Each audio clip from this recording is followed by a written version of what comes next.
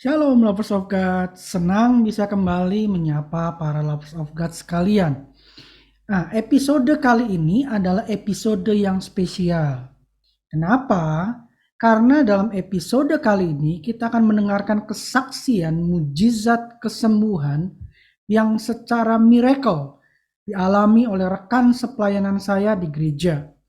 Kesaksiannya sudah saya rekam sebelumnya dan saya sudah mendapatkan izin dari yang bersangkutan, dari narasumber untuk dapat ditayangkan di channel kita bersama, channel Ini Manaku, agar menjadi kesaksian buat setiap lovers of God sekalian bahwa mujizat Tuhan Yesus itu masih ada. Amin lovers of God.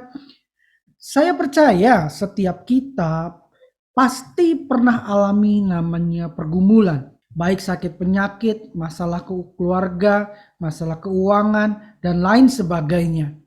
Atau bahkan mungkin saat ini lovers of God sedang alami pergumulan. Setiap kita alami pergumulan, biasanya kita berkata, rasanya semua pintu tertutup bagi kita. Akan tetapi buat kita, orang percaya, selalu tersedia pintu ke atas yang selalu terbuka buat kita semua. Dari mana kita bisa mempercayai hal ini? Ibrani 4 ayat yang ke-16 berkata demikian. Sebab itu marilah kita dengan penuh keberanian menghampiri tahta kasih karunia, supaya kita menerima rahmat dan menemukan kasih karunia untuk mendapat pertolongan kita pada waktunya. Dari ayat ini kita bisa menarik satu kesimpulan, lovers of God, bahwa Tuhan mau agar kita menghampiri tahtanya. Kenapa? Karena tahtanya itu adalah tahta kasih karunia. Tahtanya itu adalah tahta yang penuh rahmat buat setiap kita. Sehingga di dalam tahtanya itu kita memperoleh pertolongan, penghiburan, kekuatan, kasih karunia tepat pada waktunya. Mungkin ada yang sudah lama berharap pertolongan Tuhan dan rasanya pengharapan kepada Tuhan Yesus itu sia-sia. Saya sebagai hamba Tuhan mau berkata, ayo never give up. Tetap berharap pada Tuhan. Karena janji Tuhan Yesus, yaitu bahwa pengharapan kita itu tidak pernah sia-sia. Roma 5 ayat yang kelima dengan jelas berkata, dan pengharapan tidak mengecewakan, karena kasih Allah telah dicurahkan di dalam hati kita oleh Roh Kudus yang telah dikaruniakan kepada kita. Apa artinya? Artinya mungkin kita belum mendapatkan jawaban dari apa yang kita gumulkan. Kita belum mendapatkan jawaban dari setiap doa-doa kita. Tetapi ayat tadi Roma 5 berkata, pengharapan kita di dalam Dia tidak pernah mengecewakan. Artinya satu hari, satu waktu Tuhan akan jawab pergumulan kita. Amin. Amin lovers of God. Nah, dalam video kesaksian kali ini kita akan sama-sama saksikan bahwa pengharapan di dalam Tuhan Yesus itu tidak pernah sia-sia. Secara ajaib Tuhan menyembuhkan dari penyakitnya, kista di dalam hatinya. Hal ini sesuai dengan kegenapan firman Tuhan dalam Markus 5 ayat yang ke-34. Maka katanya kepada perempuan itu, hai anakku, imanmu telah menyelamatkan engkau. Pergilah dengan selamat dan sembuhlah dari penyakitmu. Apa sih yang bisa kita pelajari di sini? Ketika kita punya pergumulan, cari jawabannya di dalam hadirat Tuhan. Cari jawabannya di dalam firman-Nya. Kita cari rema apa yang Tuhan sampaikan. Ketika kita dapatkan rema itu, lakukan, do it berdasarkan rema itu. Karena apa yang Tuhan sampaikan, itu akan terjadi dalam diri kita.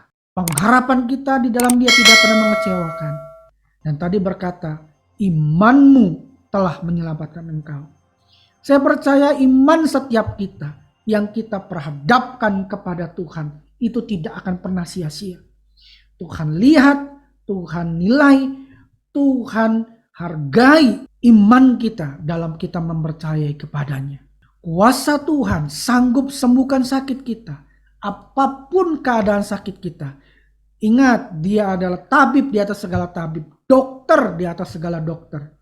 Sekalipun mungkin diagnosa dokter berkata impossible, sekalipun diagnosa dokter berkata tidak ada harapan, tetapi ingat, kenyataan itu harus takluk pada kebenaran firman Tuhan. Kenyataan itu harus takluk atas iman kita di dalam Dia. Ya, jadi mari percayai, jangan menyerah. Kuasa Tuhan sanggup sembuhkan sakit kita, sanggup sembuhkan kondisi keluarga kita, sanggup sembuhkan kondisi ekonomi kita. Nah, mari kita sama-sama saksikan, kita sama-sama dengarkan kesaksian dari rekan pelayanan saya yang disembuhkan Tuhan secara ajaib dari sakitnya kista di dalam hatinya. Mari kita simak bersama-sama. Tuhan Yesus memberkati. Ya, shalom Pak Budi. Selamat siang. Terima kasih untuk waktunya, untuk kesediaannya, untuk boleh berbagi kesaksian akan kesembuhannya secara mujizat. Nah, Lovers of God, mari silakan Pak Budi untuk menyampaikan kesaksiannya. Saya berterima kasih kepada Pak John yang sudah memberi saya kesempatan untuk membagikan kesaksian karunia mujizat kesembuhan dari Tuhan yang saya terima dari Tuhan. Harapan saya bisa menjadi berkat bagi Bapak Ibu sekalian. Mungkin ada yang membutuhkan karunia kesembuhan secara mujizat dari Tuhan Yesus.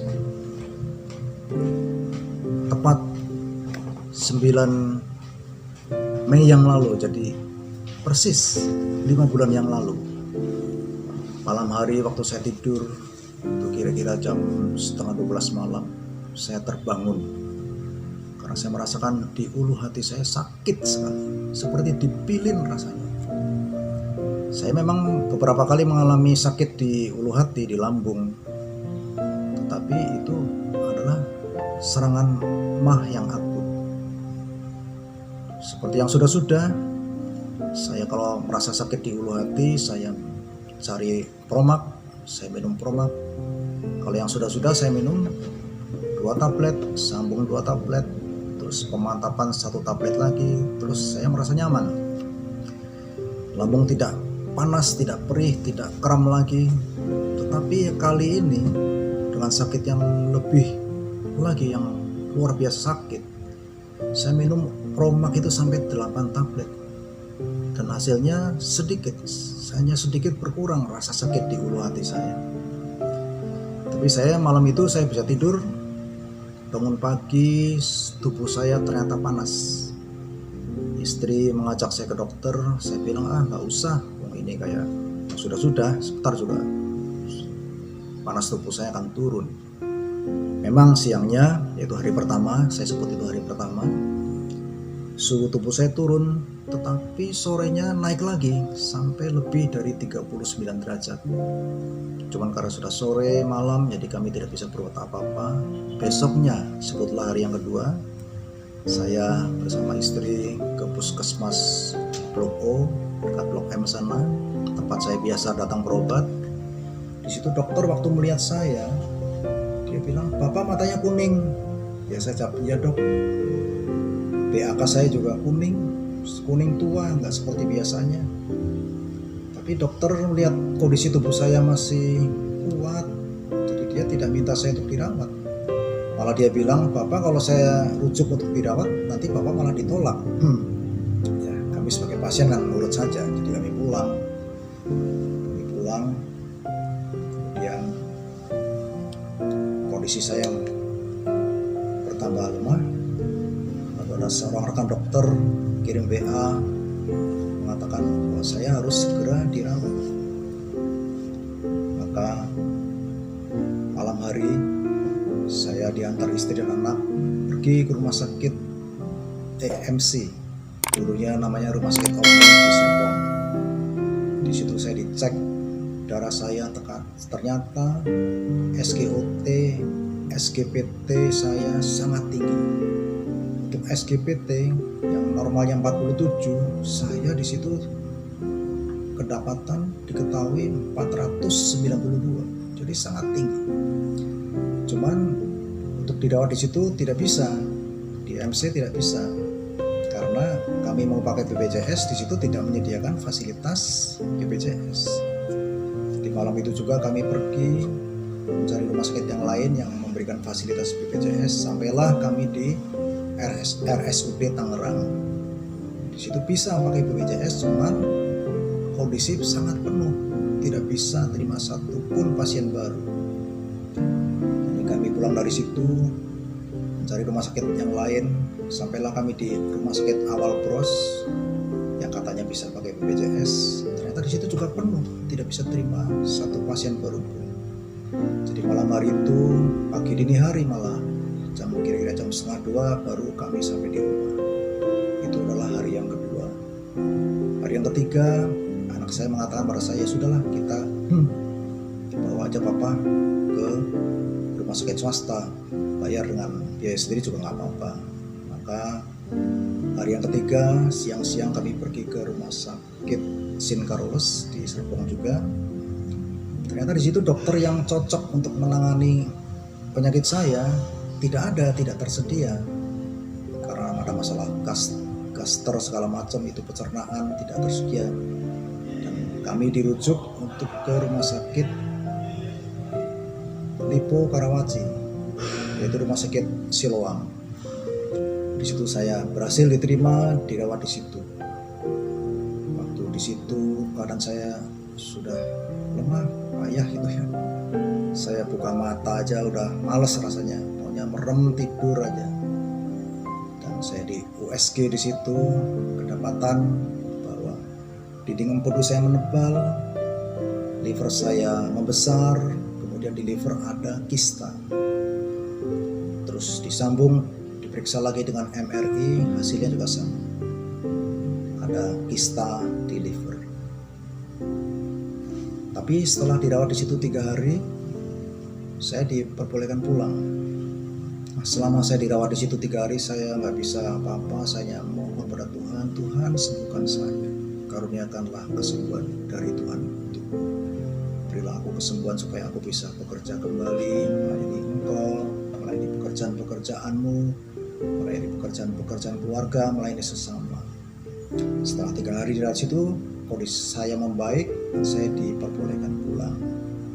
Waktu pulang, saya kan tahu jadi empedu saya dindingnya menebal, liver ada kista. Setiap pagi, setiap hari saya katakan, dengan mengimani firman Tuhan, saya katakan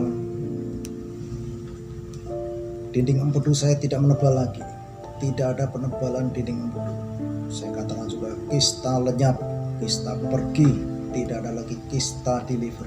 Dalam nama Tuhan Yesus saya perkatakan firman Tuhan yang ada tertulis di dalam kitab 1 Petrus pasal 2 ayat 24 dan 25. Firman Tuhan yang ada tertulis dalam kitab Mazmur 107 ayat 20 sampai dengan 22, Yohanes 15 ayat 7 dan seterusnya, di mana Tuhan menjanjikan kesembuhan bagi setiap orang yang percaya kepadanya. Nah, setelah saya di rumah, pulang dari rumah sakit Siloam itu, saya melanjutkan berobat jalan kembali ke puskesmas di Blok O. Di situ saya dirujuk ke yang lebih tinggi lagi, yaitu Rumah Sakit Umum Daerah Kebayoran Lama. Di situ dicek darah, semuanya normal, SGOT, SGPT sudah turun menjadi normal. Tetapi saya diminta untuk melanjutkan perawatan jalan di RSCM. Maka kami kembali ke Rumah Sakit Cipto Mangunkusumo atau RSCM ini. Waktu dokter menangani saya, itu dokter di bagian hepatologi, dia melihat data-data yang dari Rumah Sakit Siloam, ternyata dia tidak puas. Mengapa MRI yang dilakukan di Rumah Sakit Siloam tidak dengan warna? Jadi dokter minta saya untuk di MRI ulang dengan warna yang istilahnya 3 fase. Sampai jadwalnya, setelah menunggu kurang lebih 1 bulan, saya di MRI, hasilnya sama, di liver terdapat kista. Maka Dokter minta saya untuk dilakukan operasi lebih lanjut, yaitu operasi aspirasi, di mana cairan yang ada di dalam kista saya itu dikeluarkan. Maka kami kembali daftar dan menunggu untuk sampai waktunya dapat jadwal untuk dilakukan operasi aspirasi. Ketika tiba harinya, itu tanggal 9 September yang lalu ini,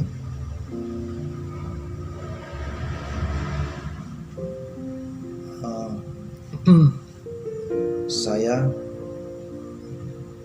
sudah sampai di ruangan praoperasi. Di situ saya di USG, diperiksa kembali letak atau posisi dari kista itu yang lebih pasti sebelum dilakukan tindakan operasi aspirasi.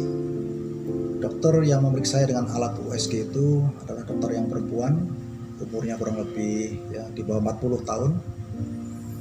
Periksa saya, cari-cari kista itu di mana beradanya, ternyata tidak diketemukan. Setelah dicari-cari tetap tidak ketemu. Akhirnya dokter itu mengatakan, "Pak, ini kistanya kok nggak ada?" Saya jawab, "Ini mujizat Tuhan, Dok." Cuman dokter itu tidak menanggapi apa-apa. Dia pergi meninggalkan saya, lalu memanggil dokter yang lebih senior. Dokter yang lebih senior ini, dokter pria, kembali mencari-cari kista yang dilaporkan ada di liver saya. Setelah lama dicari-cari juga tidak ketemu. Lalu kembali saya ditinggal oleh dua dokter ini. Saya tetap berada di tempat tidur di ruang USG itu. Lalu dokter yang pertama, yang perempuan tadi, mengajak dokter yang ketiga. Dokter yang ketiga ini kelihatannya yang akan mengoperasi saya karena pakai jubah yang warnanya berbeda, lalu di kepalanya ada tutup plastik. Dokter ini juga mencari-cari kista saya, dan ternyata setelah dicari-cari juga tidak diketemukan.